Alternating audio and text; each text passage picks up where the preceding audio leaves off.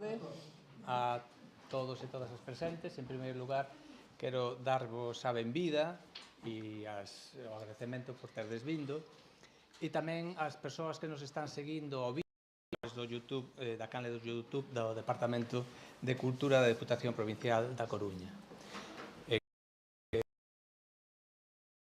que organiza este ciclo, estas xornadas da Galisofonía, que fai a curadoria e da propia Escola Oficial de Idiomas, que é unha das entidades que colabora coa Universidade do Miño, o proxecto Converxencias Portugal-Galiza e o proxecto Arrimar Galiza-Portugal.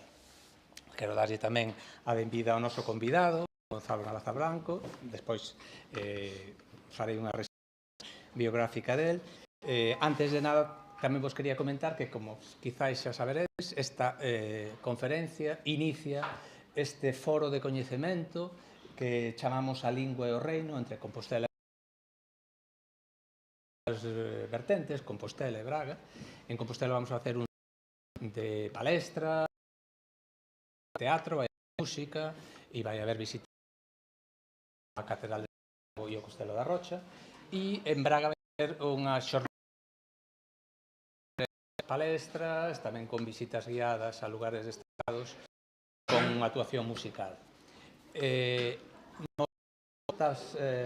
Dos contidos de Compostela chamámoslle, tivemos o subtítulo de Lingua de Reis, porque tamén queríamos centrar o enfoque desta lingua de reis na lingua galego-portuguesa que naceu naquela altura e que se desenvolveu de forma estelar naquela altura. Mesmo a historia da Coruña xa se está cargando de falar por todo o país, sobre todo na provincia da Coruña, e acaba de haber, como sabedes, do reino medieval da Galiza. Na web nas redes sociais está o folleto con todas as conferencias e actividades que vamos ter. Non van a desenvolver desde hoxe mesmo até finais do mes de maio, as de Compostela. E as de Braga, como vos decía, un día único, que será o día 10. Convidamos a todas as persoas que queiran participar. Ben, como sabedes, o específico lingüístico desta palestra, desta conferencia, é os nomes dos monárquicas na toponimia galego-portuguesa. É mellor que Gonzalo Navaza para falar deste tema. Por que? Bueno, porque maior toponimia e antroponimia da Galiza, é membro da Comisión de Toponimia da Xunta de Galiza, destacado da Sociedade, fai parte do grupo de traballo que desenvolve o paradigma de continuidade lingüística para as linguas indoeuropeas. Súas sobre toponimia sobrancea, nós queremos sobrancear Fitotoponimia Galega, é un volume moi grande, onde analiza os topónimos do sueste galego dentro de nomes de plantas. Moitos traballos neste eido. Ten publicado a de Catoira no 2007, o nome dos lugares de Xaiáns, ou o nome dos da Coruña, publicado pola Real Academia en 2020. Pero, ademais, como veredes e comprobaredes, algún de vos xa seguramente o saberá, Gonzalo é o perfil perfecto de filósofo, un verdadeiro erudito, polo menos para min así. É autor de 3 libros de poesía, un deles Apto Rota, que, como vedes, como anuncia o título, está composto por versos. Outros 3 libros de narrativa, ten tamén literatura, ensaio, traducción, máis de 8 volumes de autorías ben coñecidas como Conan Doyle, e tamén con os dicionarios e obras colectivas. Porque ten perto de 10 premios, entre eles o da crítica española, ahora creo que se chama Premio Nacional de... xa non se chama da crítica, senón se chama Premio Nacional, pero na altura en que lo recibiu por chamaba Clemente, daqui de Compostela, o Martín Kodax ou o da Irmandade do Libro, entre outros. No eido profesional portuguesa da Universidade de Vigo, onde lecciona, se non me engano, a galega e de portugués tamén. No ano 2012 incorporouse á Real Academia Galega como académico correspondente e xa en 2021 foi escollido académico de número da propia Real Academia Galega, onde ingresou hai pouco, o día 5 de novembro de 2022, coa lectura dun discurso que eu tamén vos recomendo porque tamén é unha xoia da toponimia, non, que nomes de persoa na toponimia de la lingua. Para min, sobre todo, tamén un grande amigo e compañeiro, un lalinés de pro, acaba tamén o título de lalinés de honra ou destacado, e del sempre lembrarei un momento en que nunha temos varios compañeiros ao hospital despois dun aparatoso complicado accidente que sufriu, pois Gonzalo nos ollos e con emoción non nos paraba de relatar as aventuras dun paisano, o aviador Loriga, como sabedes, realizou o voo pioneiro de Madrid a Manila, e Gonzalo emocionadamente repetía que claro que avaría e caeron pois alá no medio do camiño. E decía Gonzalo, claro, o meu paisano dixo, aquí xa nos perdemos, por aquí que non vamos a entender a ninguén, vamos falar chinés. No delta do Mekong. No delta do Mekong, vamos falar chinés, aquí xa acaba todo. E falando galego, porque efectivamente a avaría produciuse na área de Macao, non? Entonces, Gonzalo, naquele momento, emocionado, non paraba de repetir a anécdota que delata pois, o seu amor pola súa terra pequena, pero tamén o seu amor pola lingua galego-portuguesa. Dito isto, damos paso a Gonzalo, despois haberá unha rolda de intervención e preguntas, e tamén as persoas que nos están seguindo a través do YouTube, pois poden facer as súas preguntas a través do chat, trarémolas e Gonzalo dará a súa cumprida resposta. Pois moitísimas grazas, Gonzalo.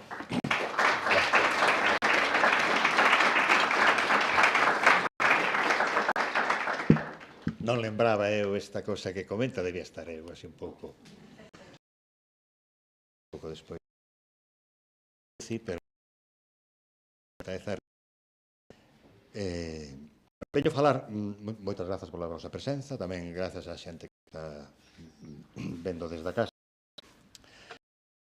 Veño falar de xornadas que teñen vinculación cos reis e raíñas, porque do que vou falar é a toponimia provocada polos reis. En realidade, veño falar da toponimia imposta por un único rei, o rei era na toponimia galega, que é o oitavo chamado noveno. Non sei como sempre temos este problema, non sei como fai Anselmo como Don Afonso para evitar xa os problemas do ordinal, porque históricamente era Afonso VIII, pasou cando eu creo que nas imaxes que trouxen por aí, non sei se ven, unha portada das 7 dunha edición antiga, antes de que se consolidasen os novos ordinais. Non vai. Non quen con isto. Sí. Tens de quedar, pero tens de quedar aquí. A ver.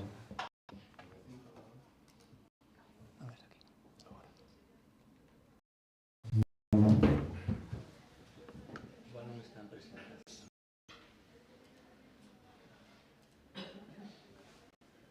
Agora sí. Ata non hai moitos ordinais, o que é o Afonso X, el sabio rei Don Afonso el nono, como calquera pode comprobar nunha edición antiga das 7 partidas, por exemplo. É dicir, para o problema do que oficialmente é coñecido como o rei que máis incidiu na toponimia galega, con toda a probabilidade algúns reis anteriores condicionados, pero carecemos de documentación que nos permita topónimos a ese rei. É dicir, hai nomes tipo Vilanova ou Vilaboa nomes Augusto de bo, que procura un bo futuro para a localidade. Moitos deses nomes xa eran retoponimizacións de localidades que tiñan previo e os reis daronlle o nome, pero non podemos asignalos en concreto a ningún rei. En cambio, a este Afonso sí que podemos os nomes de moitas localidades. O que ten de particular as localidades as cales o nome os reis foron localidades reinas, é dicir, tiñan por señor o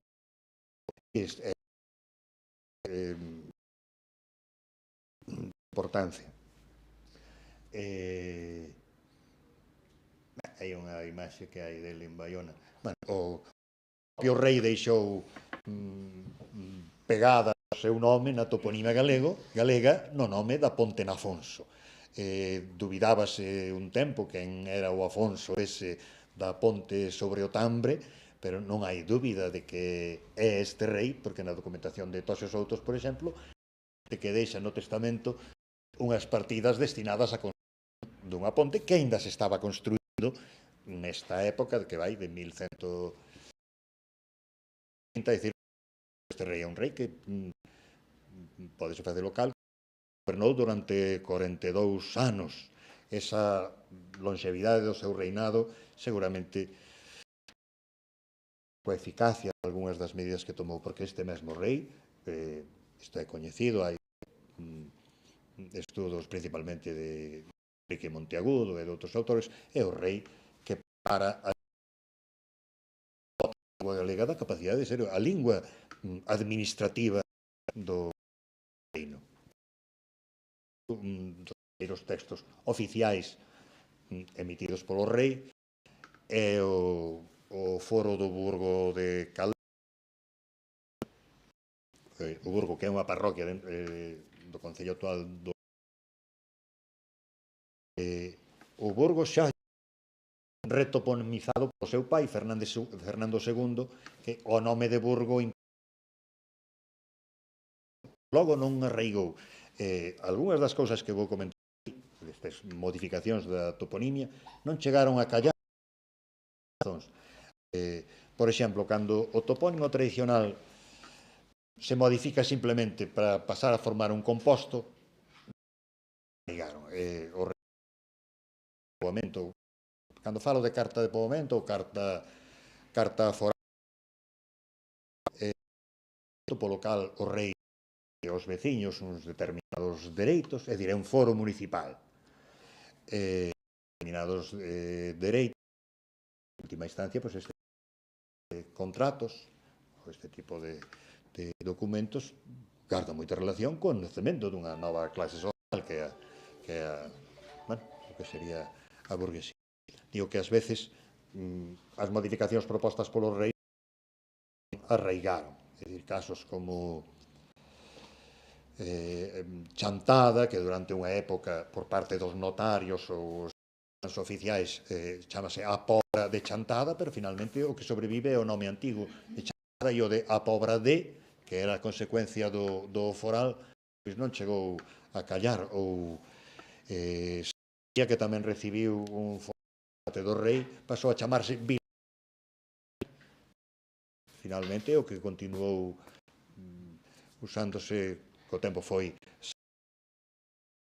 pesar de que ás veces no caso de, por exemplo, da Guarda ou da Garda, que lle impón o rei é unha estándar galego, que era Garda, pero na fala da localidade conservan aí o vao, e din guardar, igual que din. Entón é curioso que durante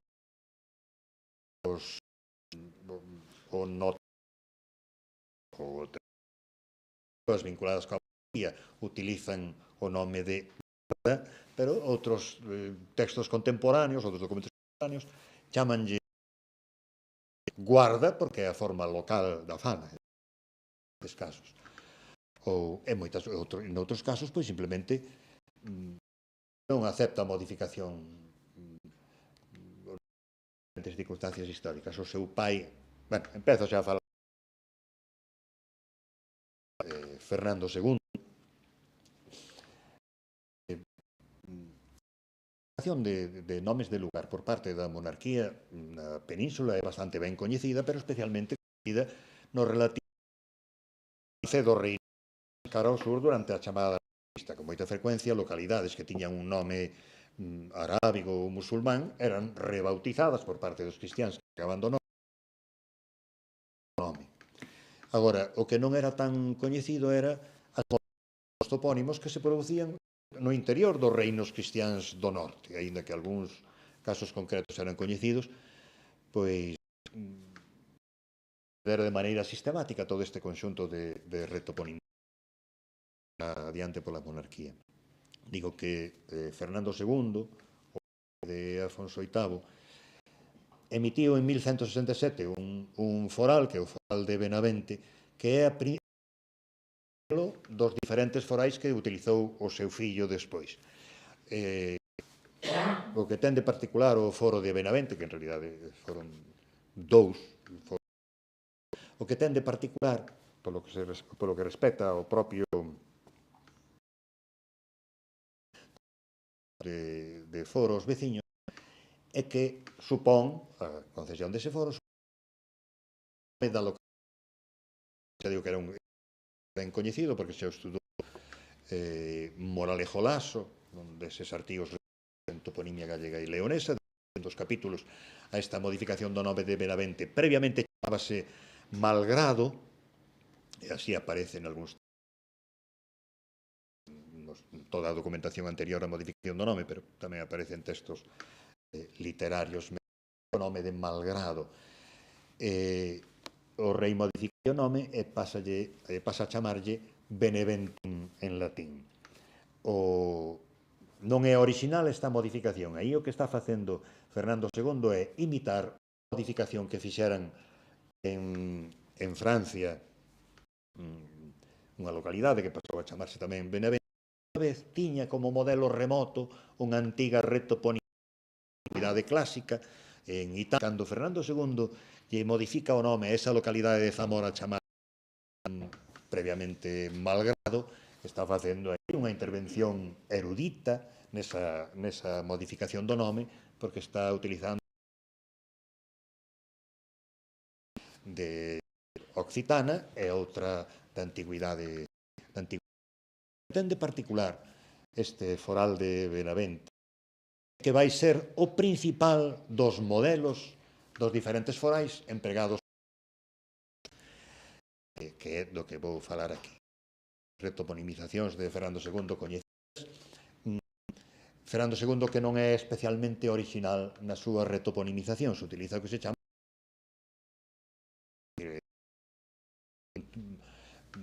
despois falaremos de Monforte ou de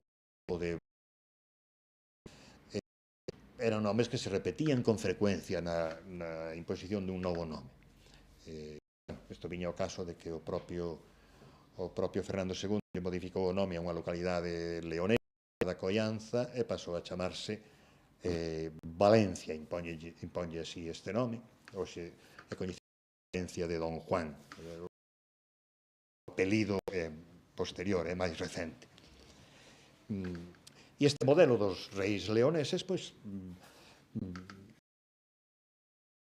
inclusivo deles, despois, a propósito de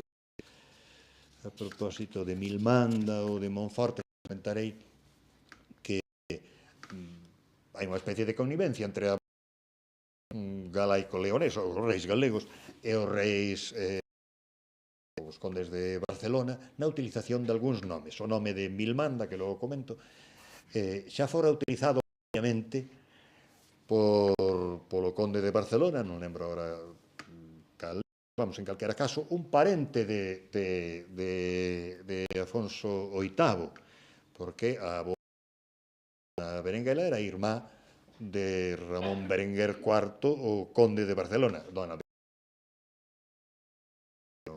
a Catedral de Santiago.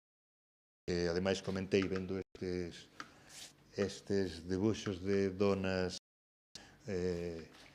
mulleres funderse, estaba tamén dona Berenguela, porque creo que ten unha suposición, pero polas informacións de que se dispón, foi unha entusiasta defensora da lírica que seguía os modelos occitanos, era tamén a mesma lírica que se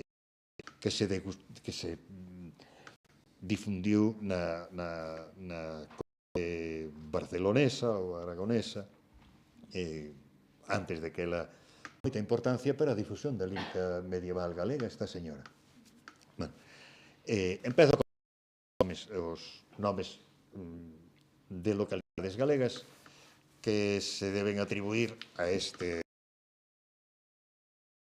acabamos nunca, pero o que quero dicir é que casi todas elas, a xente que tratou, hai un célebre traballo dos anos 40, 1970, de Julio Rodríguez, que se titula, son 2 volumes titulados así, o noveno, onde collen a totalidade dos, polo menos dos que se coñecían, dos privilexios emitidos por este rei, e veñen aí as cartas forais que concedeu diferentes localidades. O que ten de particular Afonso IX é que case todos estes forais son galego, así como do seu pai, fundamentalmente leoneses, estes son en territorio galego actual. A primeira carta de Afonso IX, voulle chamar a partir de agora, a primeira coñecida é de Vilanova de Oscos, xa se chamaba previamente Vilanova, é probable que o Vilanova fose debido ao seu pai, pero non temos información suficiente. En calquera caso, a primeira carta que el concede non supón modificación. El comeza a reinar en 1188. A primeira modificación de que temos noticia é de 1199 e a localidade de Milmanda. Porque consérvase a carta, de algunhas delas non conservamos a carta foral, de maneira que temos moito acceso a documentación medieval a partir de bases de datos, de aplicacións como o Codol, un pode nunca tivo a xente tan documentación medieval como a que, de maneira que moito, pero nós temos información relativa a unha localidade onde parece chamándose Martín de Carracedo, poñamos por caso, e de repente, a partir de abril de tal ano, empezan a chamarlle Milmanda. Entón, xa digo, estas modificacións non temos a carta que instaura o topónimo, pero por outro tipo de documentación podemos saber en que datas se concedeu. De maneira que a máis antiga, o topónimo máis antigo que coñecemos atribuible a don Afonso é este ou dúas parroquias, Alcázar de Milmanda e Santa Eufemia de Milmanda, pertencentes ao Concello de Celanova, históricamente pertencían ao Concello chamado así de Milmanda, e terra de Milmanda, foi unha localidade importante. No século XIX, cando se creou a actual división municipal, pasou a integrar do Río, e cando Celanova absorbeu o municipio de Acevedo, pois hoxe son dúas parroquias de Celanova. O nome de Milmanda de onde o toma? Milmanda é un topónimo de orixe francesa, son topónimos franceses que designan foras. Non se sabe moi ben cal é a orixe, nin me vou deter aquí nas hipóteses, non se sabe moi ben cal é a orixe. Se interesa, creo que en 1184, anos antes, de que don Afonso utilizase este nome para unha localidade de nova creación, porque aquí sí que non retoma un lugar, construe unha fortaleza. Moitas das intencións deste rei e tamén do seu pai teñen que ver co territorio meridional da Galicia, porque son consecuencia ou teñen que ver con unha reordenación portugalense como un reino independente, de maneira que xa ver, non é casualidade que algunhas destas localidades sexan Baiona, Salvaterra, Tui tamén foi afectada por un foral, aínda que non modificou o nome, Onda, Milmanda, é dicir, quedan ou nas raias máis distantes, ou non tan distantes, como Viana do Bolo, ou como... Ahora sí que se... Milmanda. De que viña de Milmanda, non, pero digo, veciño de Portugal. Volvo a Milmanda. Xa de Milmanda, o seu tío avó, e molle chamar Ramón Berenguer IV, conde de Barcelona, porque xa dixen que hai contactos, nos escollen, hai contactos entre as diferentes monarquías peninsulares. Hai unha poboación en Cataluña, unha fortaleza chamada Milmanda, tamén hai un viño que se chama Milmanda, que ten o escudo do castelo. É dicir, eles utilizaron ese nome e o seu sobrinho neto utiliza o mesmo nome para a fortaleza de nova creación nun territorio que se chamaba previamente Carracedo, chamábase así a parroquia. Hoxe Carracedo é un lugar da parroquia de Milmanda, de Santa Eufemia de Milmanda. Hoxe queda unha parroquia que se chama Santa Eufemia de Milmanda. Aí o nome motivado polo propio alcázar, fortaleza. Xa utiliza, 1190 e tantos, aí utilízase como palabra común o termo arabismo alcázar, bueno, o arabismo, é dicir, a forma do latín castrum, porque o alcázar portugués arábigo é a versión do castro latino. Esta é a primeira de que temos noticia, foi todo estudo de Dita Kremer, non me vou deter nela, coñécese ben o nome de Milmanda, os diferentes usos que tivo, porque aínda hoxe o propio alcázar o núcleo poboacional chámase a vila, pero como nome territorio era Terra de Milmanda, tivo un tenente de Terra de Milmanda, logo foi tamén, xa digo, un concello, unha antiga xurisdicción, é dicir, tivo uso como corónimo do territorio, pero non como nome da localidade. Bueno, e a data é 1199, non moito neles. O propio ano 1199 é o foral da localidade chamada previamente O Pino. O nome que lle impón o rei do foral é Monforte. Hoxe Monforte de Lemos. O apelido é moi posterior tamén. Ese de Lemos foi se engadindo máis tarde, pero simplemente impón Monforte. Xa utilizaron o nome, obviamente, tamén os reis os condes de Barcelona e a Aragonesa. O modelo é directamente o francés, que era un pouco sospeitosa a forma Monforte,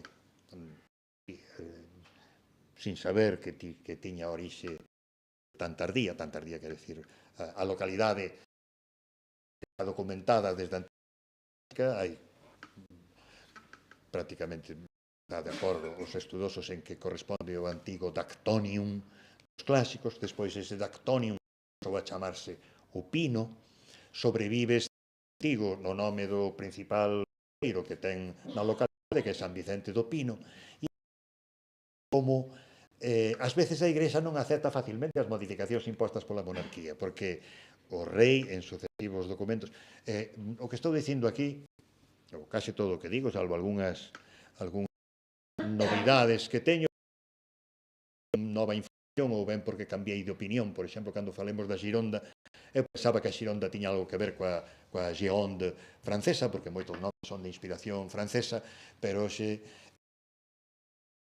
o que acabo de dicir da vinculación dos novos topónimos impostos por este rei e os da monarquía aragonesa, esta Xironda, que hoxe é unha aldea de Ledro na Raya Seca, ese Xironda é un eco que chamamos a catalana, e non da Xironda francesa, como eu pensaba. Parte da forma que ten en latín tardío a gerunda dos clásicos, e era así, Gironda. Redúcese Girona, igual que demandar e da do maná, pero refire a esa e non unha francesa. Bueno, volvo atrás. Digo que o que estou falando aquí está publicado, ou case todo, salvo novidades, nun artigo publicado nunha revista da Universidade Brasileira de Mato Grosso, e pódese ver en internet, de maneira que eu, como non vou en detalles documentales, pode verse a intervención da Galiza medieval. É o título que tengo. Bueno, digo,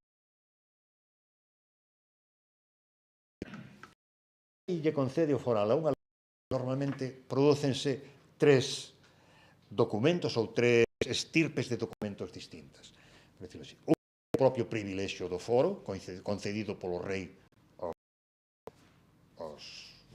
as autoridades locais, os municipios, os habitantes da localidade, é dicir, é o documento que construe o municipio cos dereitos que se otorgan os seus dereitos, que tamén están destinados a atraer poboación, de maneira que exímense deste reclamo para poboar o local. Ben, digo que hai 3 clases de documentos. Un é o propio privilexio real e o documento do rei destinado aos habitantes da localidade. O segundo documento son as compensacións que o rei ofrece ao señor local, ou que fose, ou señores locais próximos, porque a localidade é unha localidade reguenga, é dicir, o señor é con frecuencia que teñen ali propiedades, de maneira que nos casos en que non damos a carta foral, conservamos o documento que lle ofrece as compensacións ás que teñen poder na zona, por sufrir os seus dereitos cos novos dereitos que lles conceden os seus veciños. Entón, de Monforte non se conserva a carta, pero convento de San localidade Monforte, pois en os propios documentos o rei, non sei como di, utiliza, bueno, algo así, en San Vicente de Monforte, que Olin nominaba, decir, que en tempos que no pasado se chamaba Pino, pero non, os documentos de San Vicente continuaron San Vicente do Pino, non aceptaron a modificación do nome da localidade, porque isto sucede tamén. Antes comentei que Fernando II, nun momento na 60, Fernando as incursións de Portugal en co bispo de Tui, ocupa Tui, o Fernando II, prepara unha carta con concesión de dereitos municipais aos seus veciños e modifica de nome Boa Nova. Pero, dali a pouco, ao cabo dunha semana, reaparece o bispo, deixan de ter vixencia esas modificacións e a localidade continúa chamándose Tui. O que é que moitas veces a expresión utilizada nas cartas forais é de populationem, ou nova poboación, e ás veces verbos do tipo construe, porque ás veces, efectivamente, a concesión dunha carta foral significaba o fortalecemento das construccións, unha creación novo de unha localidade, aínda que con frecuencia digan construere novam populationem. Aí o termo, o verbo popular, e máis ben, aí está significando, ten un valor máis administrativo que demográfico. Os lugares, bueno, como é coñecido, como había aquela famosa polémica, se quedaran deshabitados os territorios do Douro no avance de Reconquista, etc. Bueno, ás veces o rei fala así de construir nova poboación. Nova poboación é darlle uns novos dereitos aos veciños. A poboación continúa sendo a que é, porque con frecuencia se pensado, por exemplo, en Baiona, que agora vou falar despois de Baiona, en Baiona, cando era coñecido, o rei deu a carta foral e ao mesmo tempo impono ean non Baiona. Impono ean de novo, é dicir, por primeira vez. Non sei se é coñecida esta cosa, en latín medieval, de novo, non significa a expresión, o valor que é novamente. Bueno, pero novamente tamén antes. Bueno, os filólogos un problema na edición original, decía de nuevo impresa, refería a edición de nuevo impresa, que decir por primeira vez naquela época. Digo, porque si podemos entender mal esa expresión. Pois, era ben coñecido que o nome de Baiona fora imposto por rei, impono eam de novo nominem Baionan. Isto, hoxe en día imos a Baiona e ali onde teñen a estatua de Dona Poni, problema. Hai un problema de desproporción entre o rei e na peaña do reproducido que era coñecido. Sabíase que lle impuxera ese novo nome a unha localidade chamada, no texto en latín, aparece como Erizanam, así é como latinizan o nome, que agora sabe de olla, o nome romance era Irisán, que efectivamente continúa Eriquiana, que é un adxetivo formado a partir de Eriquion, é un lugar, aínda hoxe é unha zona da costa que ten moitos ourizos de mar. Pero digo que cando o rei impón ese nome, e era coñecido, que era Baiona? Unha localidade ali ao lado, unha parte desa poboación, con isto tamén logo xa comentaremos, na Coruña pensábase, ese nome de Crunia era unha localidade á beira de Faro, era un microtopónimo nas inmediacións de Faro.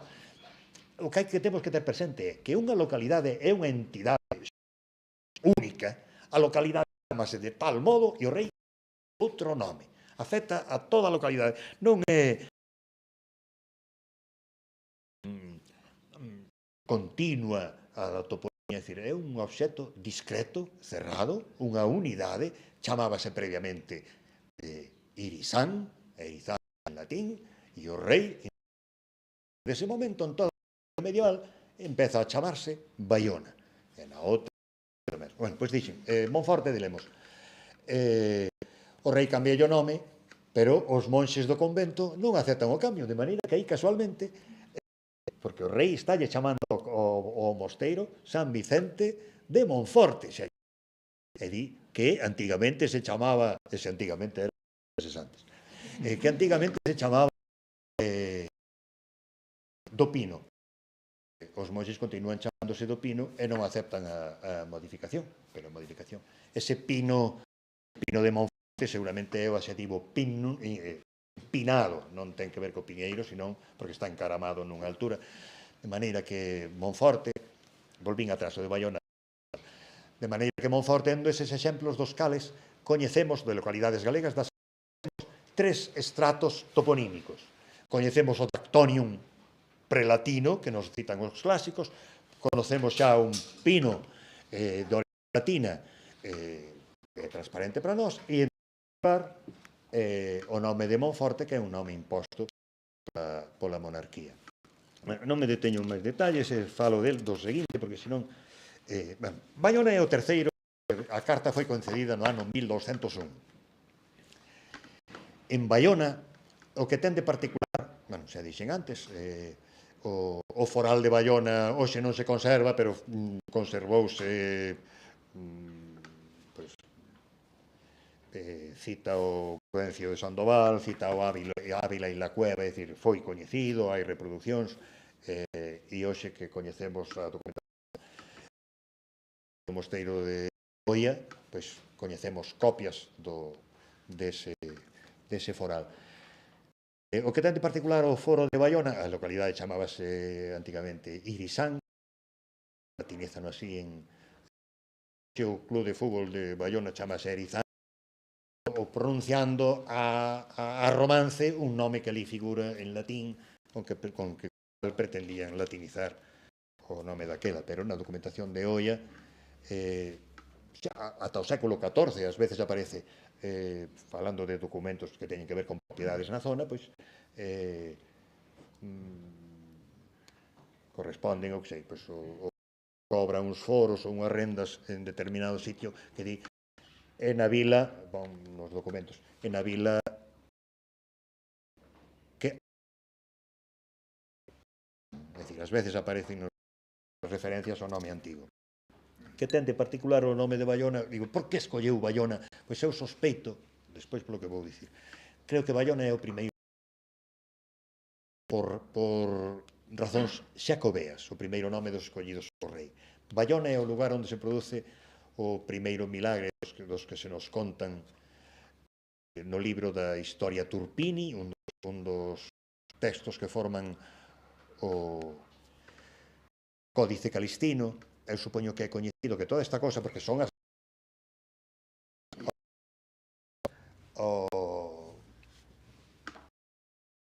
como vou?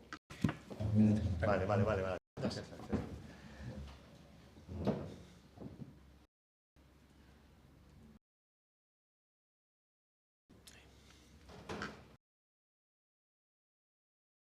Bueno, creo moitos dos nomes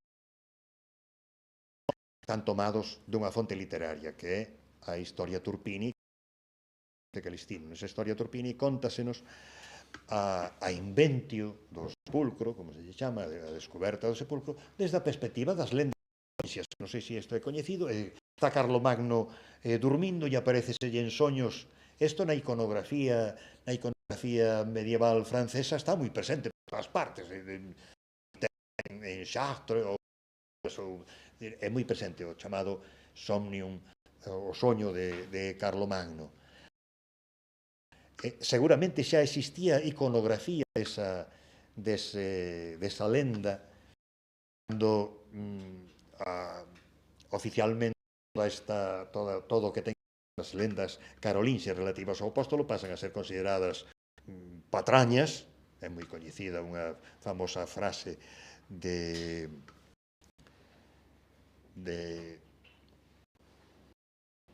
como se chama Morales, o que enviou Ambrosio o rei por Felipe II para examinar as antigüidades dos seus territorios cando chega a Santiago. Isto creo que é coñecido, e veo a primeira, e cando chega a Historia Turpín ve que nada que ver coa historia oficial, senón inventor de peregrinacións e todo este tipo de cousas. Ambrosio de Morales queda asombrado e di esa famosa frase de que ali era non haberlo escrito, e recomendalle aos da catedral que expurguen o libro e quitan ese cuarto do códice. Durante 300 anos o Códice Calistino continuou na catedral sin o libro de Turpín, porque de insulto a inteligencia. Este creo que é Sarmiento que este comentario. Bueno, que ter en conta que no século XII o Códice Calistino, os textos son compostos probablemente na década de 1140. Pois ben, todo o que resta do século XII e aínda boa parte do século XIII eran libros que pensaba que eran patrañas, eran unha realidade histórica. Por iso o rei de aí toma varios nomes. Un pensar que ten que ver chamarlle Baiona a esta nova a súa esposa de ascendencia occidental. Pero cada vez estou máis convencido que ten que ver que Porto se concede que en 1201 ten que ver coa promoción das peregrinacións a Santiago. Se escolle o nome de Baiona é porque en Baiona é onde se produce o primeiro milagre dos referidos na Historia de Pini, atribuídos ao apóstolo en favor de Carlomagno e o seu e que seguramente o soño de Carlomagno, estas cosas xa produciría a partir da historiografía do reinado de Fernando III, unha nova historiografía fundamentalmente castelá. Todas estas cousas relativas a Carlomagno son fantasías e ademais están mal vistas. Entón eu creo que en boa medida o mito de Clavijo, que é para os historiadores, porque non ten, entre outras razóns, foi creado para dar unha nova lectura a unha iconografía que representa e a aparición de Santiago Apóstol, porque despois a ser Ramiro, o soño do rei Ramiro, e así, e foi a Basílica de Santo Antonio, a Basílica de Padua, dai uns o Camiño de Santiago, porque moitas fontes italianas chamaban, vese un tipo vestido con túnica monarquía francesa e un personaxe aparecéndose e ponde vai il sogno del re Ramiro. Non, ese que está ali é Carlomagno, non é o rei Ramiro. Bueno, de maneira que creo que Bayona é de connotacións carolinxias é tomado tamén do Códice Calistino. Viana do Bolo, 1206. O nome de Viana, para a xente que nos dedicamos a toponimia, diferentes vianas que hai na península, eran xa un problema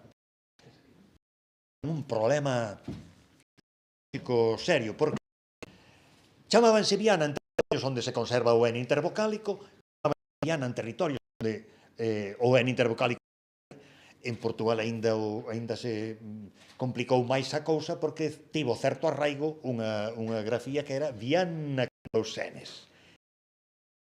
Pois ben, Viana, que é de onde toma o rei estes nomes? Bueno, claro, cando estaba dicindo eu que eran problemáticos porque nomes patrimoniais, é dicir, antigos, había un problema fonético.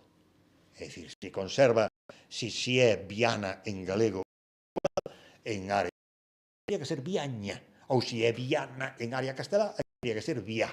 Non, había unha certa, a menos que fosen topónimos, son topónimos recentes do século, neste caso do século XIII. Non é fácil seguirlle a pista, hai outra Viana enchantada, desa non dispoñemos de documentación suficiente, pero chamada hoxe do Bolo, sí que está suficientemente, non tanto como suficientemente, o arquivo de Astorga, é unha zona que pertence á diocese de Astorga, o arquivo de Astorga ardeu en xaneiro de 1809, estando Napoleón alí, ardeu na francesada, pero moitos dos documentos que nos interesaban, moitos deles xa foron publicados previamente na España Sagrada ou noutras fontes, de maneira que os que aceptan a Viana permítenos saber que a localidade se chama Santa María de Robreda ou Roboreta.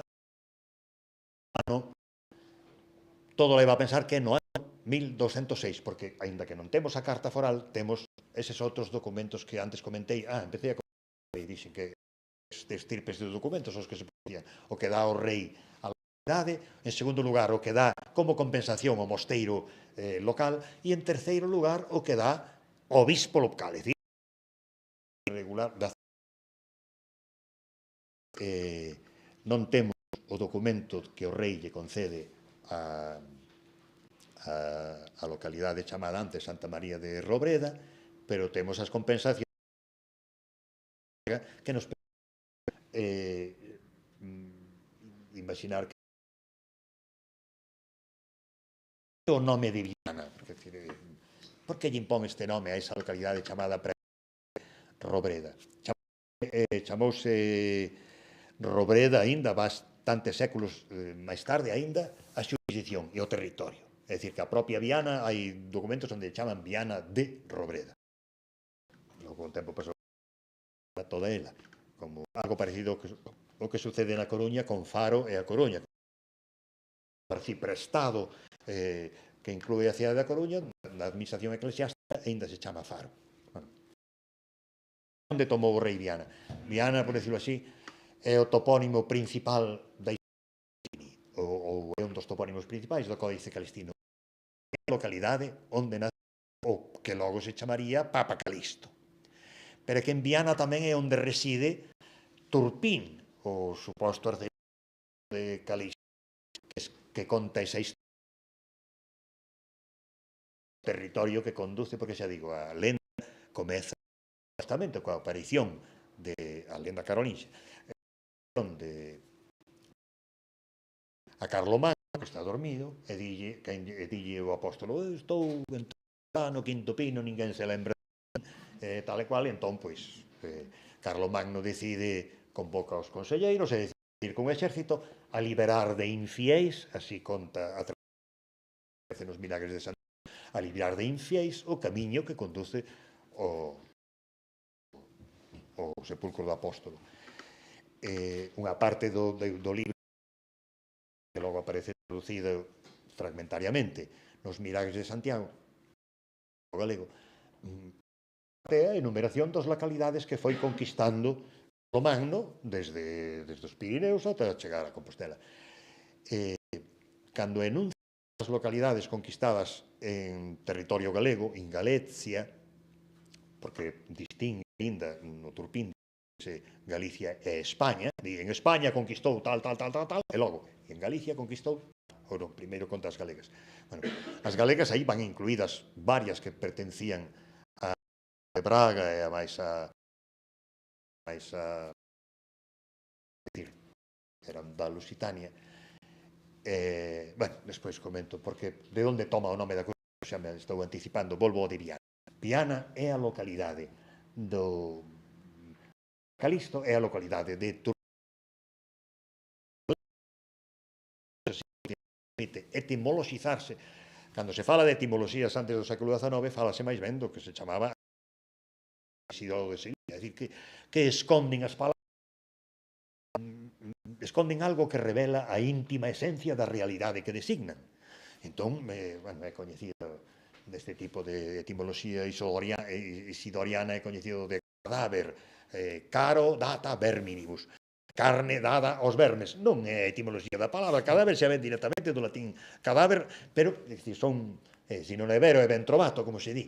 Pero esa etimoloxía que está detrás de moita iconografía, sobre todo despois a partir de finais da Idade Media, da arte do blasón, na heráldica, funciona esa etimoloxía. Eu sempre lle recomendo a xente un topónimo galega en medio de terra de campos, que é Bolaños, Bolaños de Campos, chámanse, dos arredores de Lugo, a parroquia de Lugo. Un se instala ali, fortaleza, que acaba integrándose na orde de Calatrava. Cando xente dese Bolaños de Campos, da provincia de Valladolid, avanza e crea localidade en plena Castela-A Mancha, que tamén se chama hoxe Bolaños de Calatrava. Non sei se alguén de vos tivo a sorpresa entrando en Bolaños de Calatrava, provincia de Ciudad Real, cando se entra na localidade, vese o escudo, e o escudo está feito etimolóxica en porque pola orixe ten un bolo de pan e un año, porque é así como un bolo, que ademais esta mesma etimoloxía de orixe unha lenda local de Lugo, onde supostamente estaban cercados por uns sitiadores, un año e máis un bolo de pan para que vexen que lle sobran as... Bueno, pois, Viana, desde este punto de vista, pode etimoloxizar como un adxetivo de vía, que vía é a palabra común en latín para designar o que nós chamamos un camiño. De maneira que unha que poñen Viana, que é a do camiño. 1206. Bastantes anos máis tarde, bastantes décadas máis tarde, Afonso o Boloñés, Afonso III,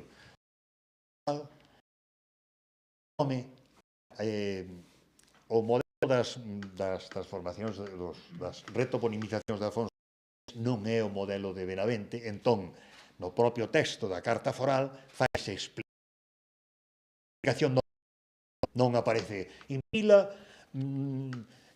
nominata Milmanda, parece que se asistía así, pois non, acaba de precisamente por ese documento, pero o rei xa dá por suposto, vila qui tur Milmanda, na vila que se chama Milmanda, xa non se, pero instaurar o nome é di antigo e agora vai pasar a chamar, por iso sabemos que Valença tiña un nome previo que era Contrasta, que é significativo. Na historia Valença son máis coñecidas estas modificacións dos nomes. Por exemplo, alguén foi unha vez a esta festa do espadarte do peixe espada de Vila Praia de Áncora, tiñan exposicións que eran de Guntiñáns a la Praia de Áncora. Guntiñáns era o nome antigo, Vila Praia de Áncora o nome Bueno, pois o modelo de Valença, que se chama así, é a primeira que concede a Valencia, en latín, o modelo de Valença, da Valença do Miño, vai non usar o mesmo rei, Afonso Boloñés, para outras localidades, pero o que teñen de particular as súas cartas forais é que aí fai explícita modificación. Entón, xa o propio nos dá o nome antigo e o nome que se lle impón. Vila qui dicitur contrasta, pasa a ser impono ea novo nomine en Valença, ou Valencia. Valença, sino da Viana portuguesa. É Afonso III, o boloñés, o que lle modifica o nome a unha localidade no texto, que antes comentei, que se pode descargar, di que se lle modifica o nome a unha parroquia chamada Santa María de... Realmente son dúas localidades. Eu pensei que a parroquia era Santa María de Foz de Lima e un bar desa parroquia que se chamaba Atio, pero non, Atio era outra parroquia. É dicir, San Salvador de Atio e Santa María de Foz de Lima pasan a denominarse. Unha vez, pois aquí o modelo é directo, o modelo imposto por Afonso VIII Donoso, porque é unha localidade vinculada ao Camiño de Santiago, como é sabido en Viana do Castelo, a parte máis chamada a Rúa do Hospital Vello, é o hospital de peregrinos. Entre unha e a outra, 1200 Viana Dolo, 1200, non sei por aí a data, Sí, esta. sí, 1262, pasan 50 e tantos anos, tamén vinculado ao Camiño de Santiago, bueno, Sancho IV de Navarra, a unha localidade, ou a varias localidades previas, unha delas chamábase Alberguería e acollía un hospital de peregrinos, concédelles carta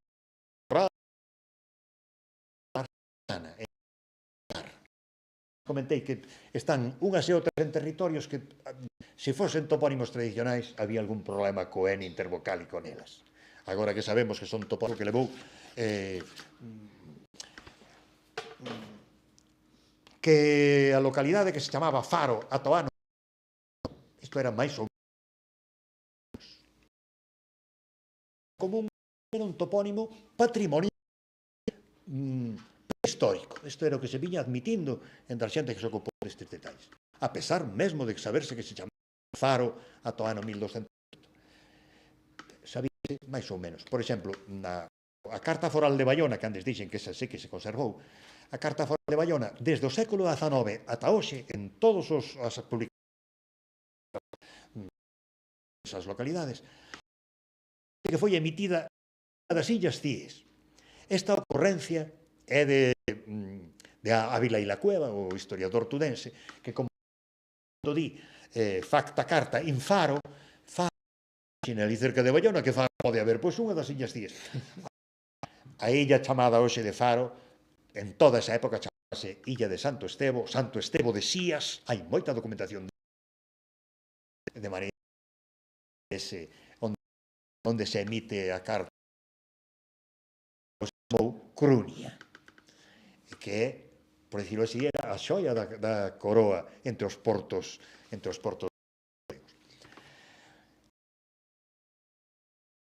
non se coñece o original, aínda que hai reproduccións, pero coñecemos os outros dous documentos, a compensación que se lle dá á Catedral de Santiago e a compensación que se lle dá ao de Santiago e a compensación que se lle dá ao Mosteiro de Sobrado, que era o mosteiro de principais propiedades. Por que non se conserva a carta foral originaria?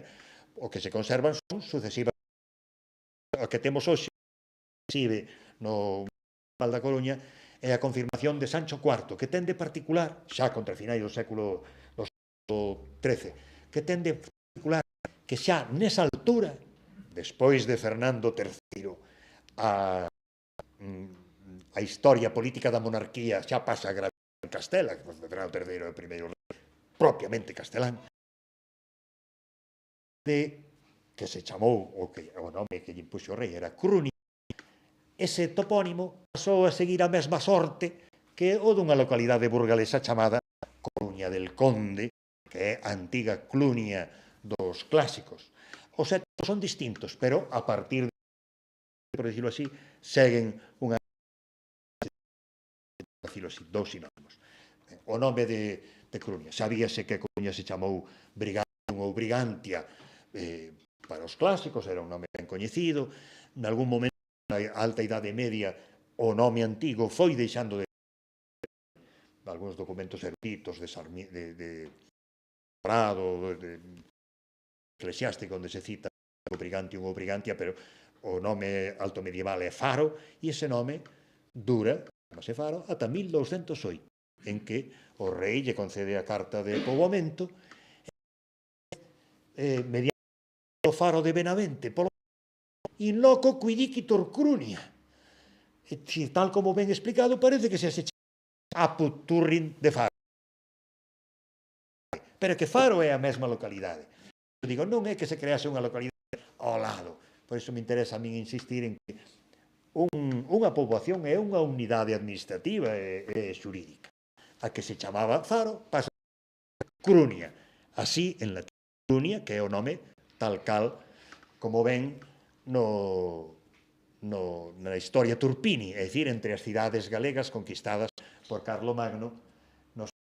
As cidades galegas conquistadas por Carlomagno na historia Turpini, Bisunia, Lamego, os nomes tiñan un aspecto deformado. Dice Calistino XII, por que escriben nomes tan raros Bisunia para referirse a bueno, de Dume, Urenas, primeiro, porque foi escrito por man estranxeira, pódese pensar. Segundo, porque a propia alteración dos topónimos funcionaba como un indicio de antigüidade do foron translorando. O texto concreto do capítulo da historia Turpini, onde aparece o topónimo de onde tome o rei, di urbes e maiores vile coas tunc, é dicir, as vilas e urbes maiores que entón conquistou, urbes e vilas maiores, ten interese isto, porque non había ningunha vila no século XII que se chamase Cruña, mencionando as galegas. O resto son coñecidas. Viseu, fixades onde chega polo sur, Viseu, Lamego, Dumia, Coimbra, Lugo, Ourense, Iria, Tui, Mindonia, que é Mondoñedo, Brácara, Metrópolis, Santa María, as grandes e importantes, pero era onde se coroara o rei de Portugal, de maneira que era a capital do novo reino que había no sur. Crunia, Compostela, por Isparva, Compostela que naquel tempo era moi pequena, pero antes de Compostela ven este Crunia. Non había ningunha localidade entre as urbes maiores que se chamase Crunia. Entón, como se explica? Isto é unha cousa que non ten nada que ver co topónimo, é unha cousa que ten que ver co propio texto, esa Crunia que aparece aí, nun traballo que teño titulado así, a origen da cidade da Coruña, explico que ten todo o aspecto de que alteración Catedral de Santiago aspira ter poder sobre Coria 130. Unha vez que se estou Coria e foi asignada, Coria en Cáceres, pero é no mesmo territorio, porque moitas son capitais diocesanas, emeritenses, sobre as cales tiña aspiración. Isto é coñecido, pero Ciudad Rodrigo, Coria e outras áreas, outras diocesanas do sur de Salamanca, ata o século XIX, foron sufragáneas da Catedral de Santiago de Compostela. Cando deixou de interesar o poder sobre Coria, entón, pois, o topónimo deteriorouse na transmisión manuscrita, e o rei atopa aí unha Crunia, que ninguén sabe onde é, pois toma ese nome e imponllo ao seu porto preferido, ao seu porto que estaba destinado a ser dos peregrinos por vía marítima de toda Europa, e imponlle a antiga localidade chamada Faro o nome de Crunia, e así se chamou durante o século XIII, tanto en galego como en castelán, unha forma Crunia en latín, digo en galego como en castelán, é castigo. Afonso X chamalle Crunia. Afonso X, na crónica de Afonso X, ou non de Afonso X, dos seus sucesores, na crónica onde se menciona, onde se inventa a lenda de Hércules, esa lenda ten algo que ver, eu creo, con o magno da historia do topónimo. Bueno, pois acabo logo rápido. O Códice Calistino ten unha traducción de media. Das cidades conquistadas en Galicia por Carlomagno, xa se omite a famosa Crunia, porque nesa altura hai unha localidade con ese nome, e a xente sabe que foi un nome posto polo rei, non había moito tempo. Por iso salta de... bueno, xa me estou tal, pero bueno, veñen ali arriba, Santa María, e depois xa poñen Compostela. Por que non poñen Crunia? Non pode ser un azar. Non o poñen porque o problema que alterou o significado. Acabando, porque a Guarda chamábase previamente Tarás, a xente que traballou sobre esa terra de Toró, na galega da diocese de Tui. A diocese de Tui foi unha diocese, creouse a fronteira do Reino de Portugal, pero durante séculos ainda sendo diocese tudense. O que ten de particular o nome de Garde funciona como sinónimo de fortaleza ou de castelo. As casas de Lanzarote do Lago, as casas de Lanzarote son la joyosa guarda, chama, ou non sei que garda era castelo. Xa non me deteño. Tarás é un topónimo interesante, existe tamén na toponimia unha rúa de Tarás. É probable que Tarás teña que ver topónimo prerromano que ten que ver con pendentes. Creo que o propio pode ser un adxetivo derivado, aínda que logo se identificou con Tecla, por parte da tradición cristá. Da Guarda, bueno, resumindo, Salvaterra, que é o meu último, ese remato. Salvaterra, tamén en modelos franceses, había localidades chamadas Sauveterra de defensa, as outras Salvaterras tamén no reino de Navarra, etc., eran máis ben fortalezas de fronteira ou lugares de fronteira. O propio Afonso VIII concedeu carta tamén a varias localidades aí nesta zona que comentei, sur de Salamanca e norte de Extremadura, co mesmo nome de Salvatierra. O nome antigo de Salvatierra ten de particular, chamábase Lazoiro. Hai pouco non tiña claro que podía ser ese Lazoiro.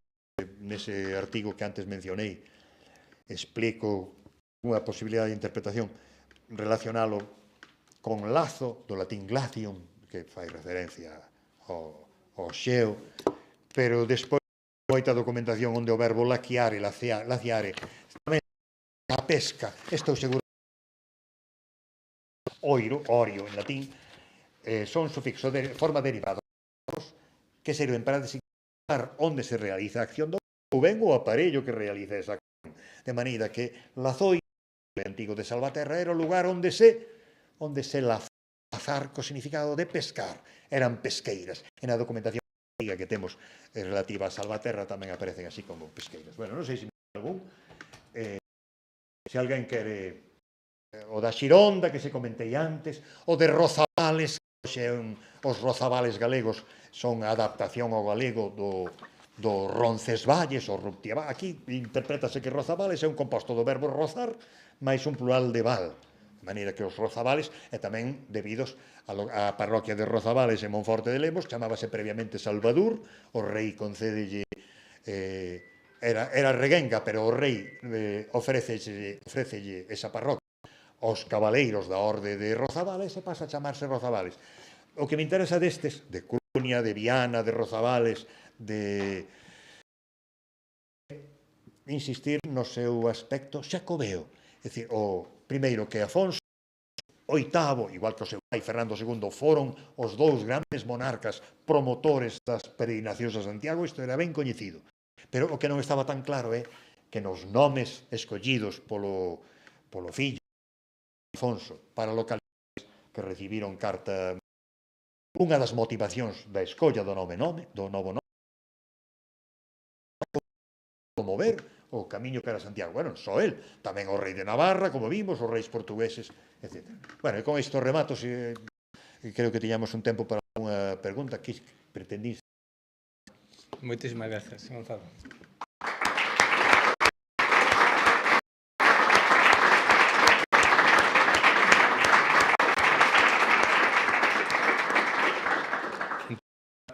Se alguén ten algunha abrir curiosidade. Precisión tamén desde o da Coruña poden facer algunha pregunta a través do chat en directo que temos aquí. Mira, de onde ven o artigo do topónimo? Sí, efectivamente pode chamar a atención de onde xa nos primeiros textos no século XIII, en romance, xa lle poñen un artigo. Donde aparece? Pois, probable que nos textos en latín pon simplemente crunia. Probable que a xente lle achegase un artigo. Ás veces pode ser raro, pero tamén sucede así. Nós temos hoxe común topónimos con artigo que non o tiñan históricamente. A que sentido? Porque a xente di hoxe, cando toda a documentación antiga era sempre en Salnés, cabalgadas en Salnés, Arcediago de Salnés, tamén pasa o mesmo como Razo. No Chazo empeza así o coloquio de 24 rústicos de Sarmiento, en Morral, porque se lle pon pois, a creación espontánea, popular tal vez.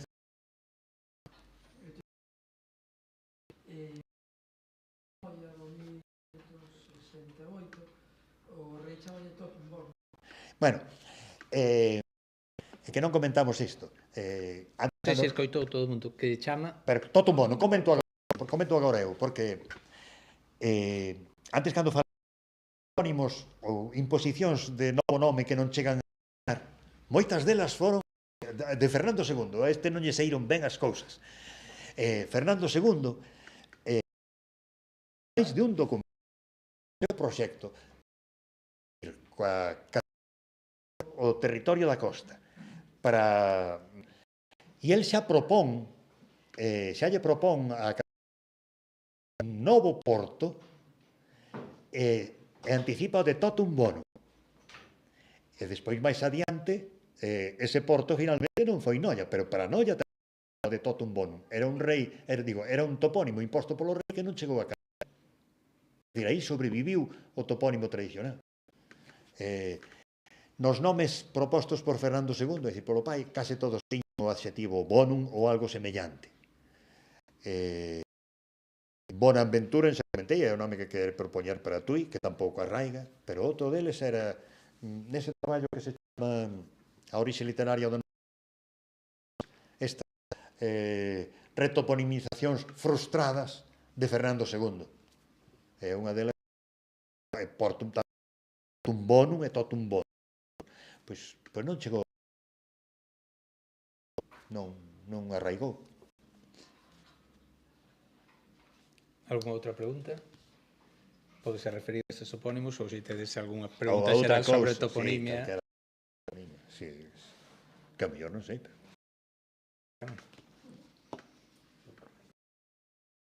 Bueno, isto do que acabo de falar, pero os historiadores moito nas cuestións de toponimia, porque moitas destas cuestións son conocidas na tradición historiográfica, pero os toponimistas situando, pues eso, toda a relación. Con isto quero dicir é que de todo topónimo, de calquera topónimo, calquera explicación que se dea, non é realmente unha satisfactoria, se construa o historial de registros escritos dese topónimo. Porque ás veces sucede que dous topónimos obedecen a motivacións ou orixes distintas, ou o contrario. Non sei se entende, pero, é dicir, para traballar seriamente sobre un topónimo e a historia dun topónimo, primeiro que hai que ter o historial dos rexistros escritos.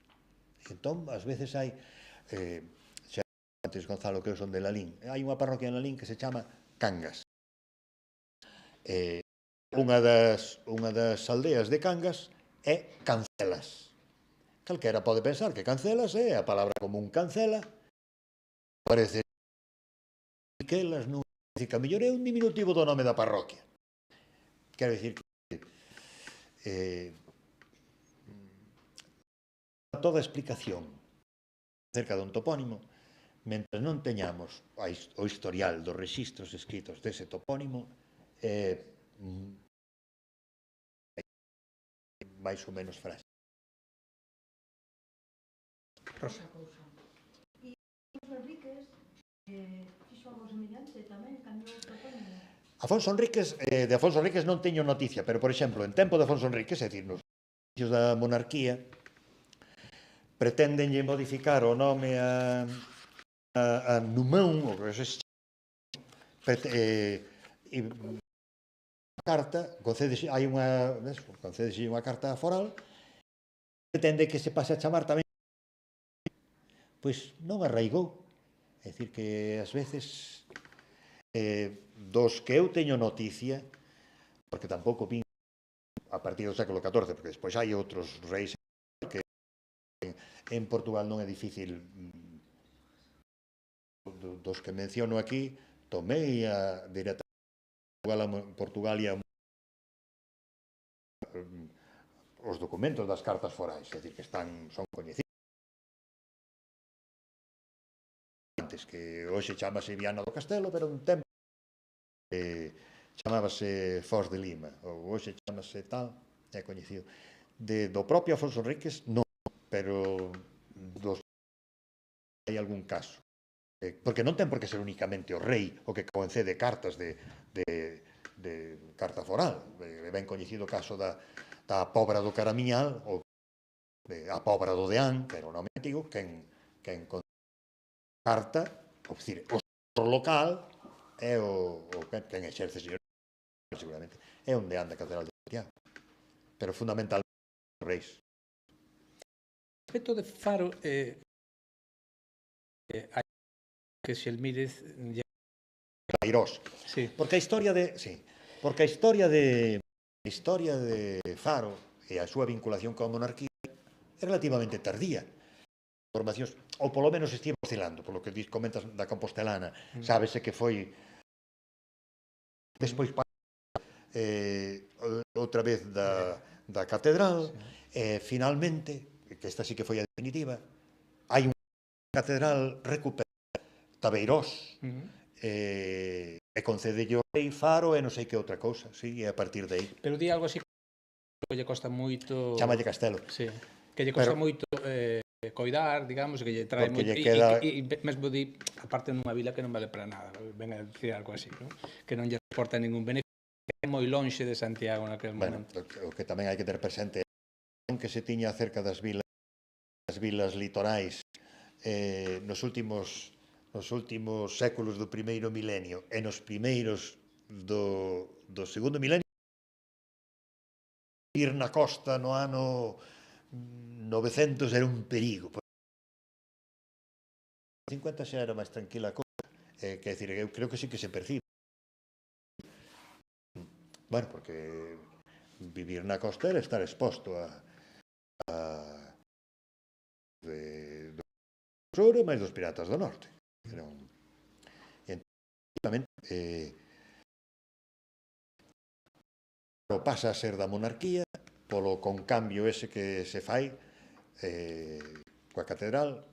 A catedral pasa a ter Tabeirós, ou o arcebispo Tabeirós, e danlle Faro a caso, non? Aos monarcas, sí. Moi ben. Algúna outra pregunta? Pois se non hai nada máis, quería comentarvos ou lembrarvos as próximas citas. A seguinte xa o día 31 deste mes e vai a ser a representación da peza Terra da compañía Os Quinquiñáns, que está aquí presentes algúns dos e que, digamos, relata a vida cotidiana do século da sucesión de Afonso VIII en Aldonsa, que correspondía a ser as reiñas galegas, pero, como sabedes, logo despois foron apartadas, non? Tivo moi mala sorte Afonso VIII, moi mala sorte co seu sucesor, porque a pesar era máis ben un inimigo. É dicir, por eso comentei antes, Fernando III Santo é o primeiro marca, ou polo menos notase moitísimo. Tanto Fernando II como Afonso VIII son entusiastas reis galegos. Eu creo que en Tui, o Lucas Tudense, o primeiro historiador, o pon moi ben. Creo que así como non só o reino fixo moitas obras e en que fixo León. É dicir, que desde a perspectiva castelá tamén había... Eles tamén percibían que eses dous reis anteriores xa os galegos pro seu gusto. A partir de Fernando III, pois xa non se nos condenou a ser periferia desde a monarquía. Estaran realizados nesa obra de teatro. Despois xa a seguinte palestra o día 28 tamén, e como título a plena normalidade da lingua na baixa idade media, está a cargo de Francisco Rodríguez, un ensaísta, historiador e expolítico galego coñecido, que acaba de publicar un volume E ex-profe de sí. E tamén e entón, pois, despois xa en marzo teremos a visita guiada á catedral por un reino, a Panteón, a Panteón, a cargo do director técnico e conservador do Museo da Catedral, Ramón Izquierdo. A seguir o día 28 de marzo, pois, unha palestra sobre a lírica galego-portuguesa por un artistas o día 18 pasamos a música no club de Montagne e de, porque se chama así, pronuncia Épico Amperio, que recrea música medieval de hip hop, vamos, moi novidoso, acaban de lanzar o seu disco. E finalmente en maio concluiremos o día guiado ao Castelo da Rocha, non? Da Rocha Forte, tamén a cargo de Mario Zarvila, doutor por a Universidade, tamén experto en difusión de proxectos culturais. Estas visitas guiadas é preciso facer unha inscripción a través dun formulario nas redes sociais. Como os decía, o 18 de febreiro será a xornada enteira de Braga, que xa se centra máis na historia da Galequia, bueno, pois cunha palestra sobre a figura de Inés de Castro, sobre estrategias de restauración da unidade galego-portuguesa na baixinada da construción do primeiro reino xermánico do Occidente, e logo, a continuación, unha visita guiada á Capela dos Reis, na sede de Braga, chamase a Capela dos Reis, pero realmente ali non é de Portugal, senón está, pois, Tareixa e o seu home, pois, Raimundo de Borgoña, non? Os pais do futuro Afonso Enríquez. A dous na historia religioso, que son San Martiño de Dume, a sede de San Martiño, que, por certo, logo, en algún momento, tuvo que volver a de Mondoñedo, e a San Frutuoso. Finalmente, remataremos con un concerto do artista galego Xan Curiel, que seguramente coñecedes, e que tamén presentou, acaba de presentar un traballo de recreación das cantigas medievais galego-portuguesas. Quero agradecer tamén á cooperativa Maus, que ajuda técnicamente no desarrollo desta xornada, e ademais, pois, agasalla a todo este magnífico cartafoto de Galicia, Iria Fafián, María Mora e Nuria Díaz. A pesar de que non está a raíña Berenguela, pero en todo caso, cando fagamos a visita a Catedral, vemos ali a súa tumba, pero si está Mancha, Aldonsa, María Bateira e outras figuras destacadas de mulleres do medievo. Moitas gracias a vosa presenza e esperamos vos na cita. Vale. Non tiñas ganas. Espera. Temos unha pregunta das persoas que nos están seguindo. Di, por que descarta que a crunia que aparece no Código Latino teña a ver... Bueno, é igual. Por que se descarta? Por que non é a lo que... Primeiro.